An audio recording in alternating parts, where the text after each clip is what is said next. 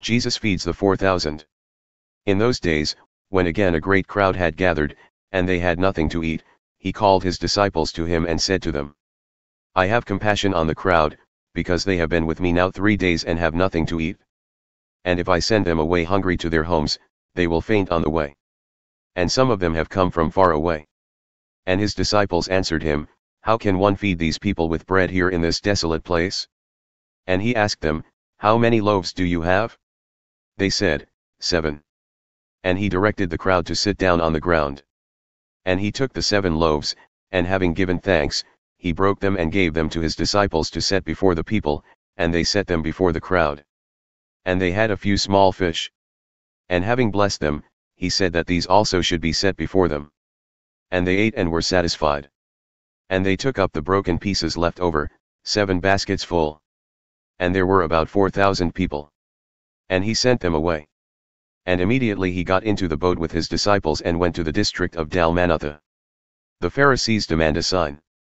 The Pharisees came and began to argue with him, seeking from him a sign from heaven to test him. And he sighed deeply in his spirit and said, Why does this generation seek a sign? Truly, I say to you, no sign will be given to this generation. And he left them, got into the boat again, and went to the other side. The leaven of the Pharisees and Herod. Now they had forgotten to bring bread, and they had only 1 loaf with them in the boat. And he cautioned them, saying, Watch out, beware of the leaven of the Pharisees and the leaven of Herod. And they began discussing with one another the fact that they had no bread. And Jesus, aware of this, said to them, Why are you discussing the fact that you have no bread? Do you not yet perceive or understand? Are your hearts hardened? Having eyes do you not see, and having ears do you not hear? And do you not remember? When I broke the 5 loaves for the 5,000, how many baskets full of broken pieces did you take up? They said to him, 12. And the 7 for the 4,000, how many baskets full of broken pieces did you take up? And they said to him, 7. And he said to them, Do you not yet understand? Jesus heals a blind man at Bethsaida. And they came to Bethsaida. And some people brought to him a blind man and begged him to touch him. And he took the blind man by the hand and led him out of the village, and when he had spit on his eyes and laid his hands on him, he asked him, Do you see anything? And he looked up and said, I see people, but they look like trees, walking. Then Jesus laid his hands on his eyes again, and he opened his eyes, his sight was restored, and he saw everything clearly. And he sent him to his home, saying, Do not even enter the village. Peter confesses Jesus as the Christ. And Jesus went on with his disciples to the villages of Caesarea Philippi.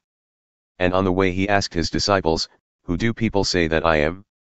And they told him, John the Baptist, and others say, Elijah, and others, one of the prophets. And he asked them, But who do you say that I am? Peter answered him, You are the Christ. And he strictly charged them to tell no one about him. Jesus foretells his death and resurrection. And he began to teach them that the Son of Man must suffer many things and be rejected by the elders and the chief priests and the scribes and be killed, and after 3 days rise again. And he said this plainly. And Peter took him aside and began to rebuke him. But turning and seeing his disciples, he rebuked Peter and said, Get behind me, Satan.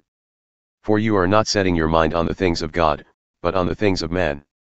And calling the crowd to him with his disciples, he said to them, If anyone would come after me, let him deny himself and take up his cross and follow me.